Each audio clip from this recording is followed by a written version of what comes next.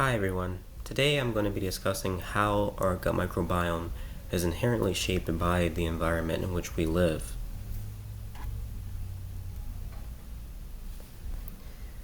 Now let's imagine two different children. One lives in a quiet suburb filled with bushy trees, goes to a good school with comfortable hot lunches, and maybe even fuels up on some yogurt after their regular soccer practice. Meanwhile, the other, let's say they live on the other side of the avenue that separates their neighborhoods, but they experience a stark difference in reality. Their house is near a highway. They don't have access to fresh foods at a grocery store, and their tap water reeks of impurities. But now consider this. These two children aren't just growing up differently, they are even growing different microbiomes.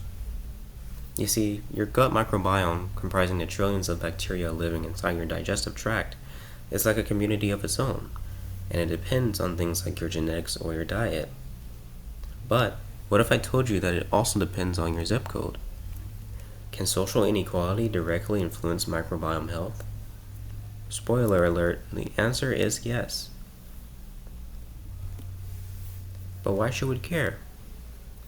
Well, we can see the numerous harmful effects of pollution on parts all over our body, not just the stomach or colon or digestive tract.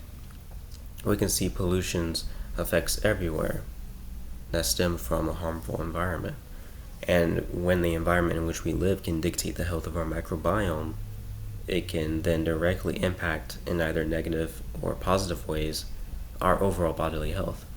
Therefore, understanding the microbiome from an environmental point of view reveals yet another layer of injustice, and also an opportunity for systemic change. A 2024 study introduced the term sociobiome, showing how neighborhood-level socioeconomic status shaped microbial diversity. And another study found that your zip code could predict not only chronic disease risk, but also even the presence of antibiotic-resistant microbes in your gut. So what's the bottom line? Well, this study actually found that individuals in neighborhoods with lower socioeconomic status had lower gut microbiome diversity. So these microbial patterns are not by chance. They're a representation of the problems that we have with our social hierarchy and social structure. And here's where it gets even more serious. The microbiome is quite connected to the body's immune response. And yet research shows that racial and ethnic minorities are disproportionately affected by microbial imbalances that increase the risk for infections from CDI.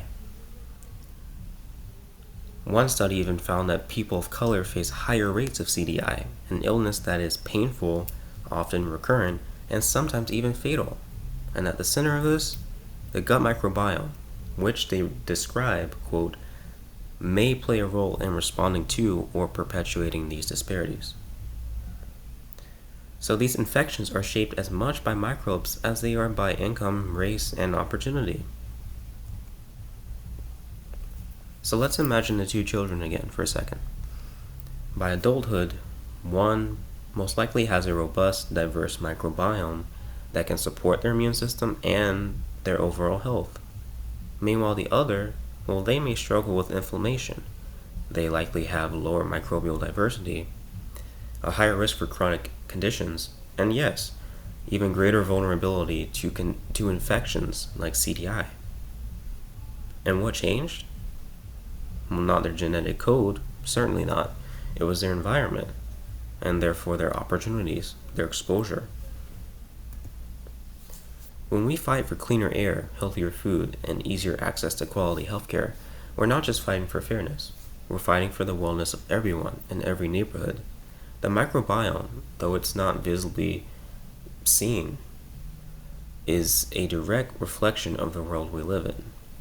And if we want to change the future of our health outcomes, we must start by taking a good look at that reflection and striving to improve accordingly. Our microbes are listening. Let's give them a better story to tell.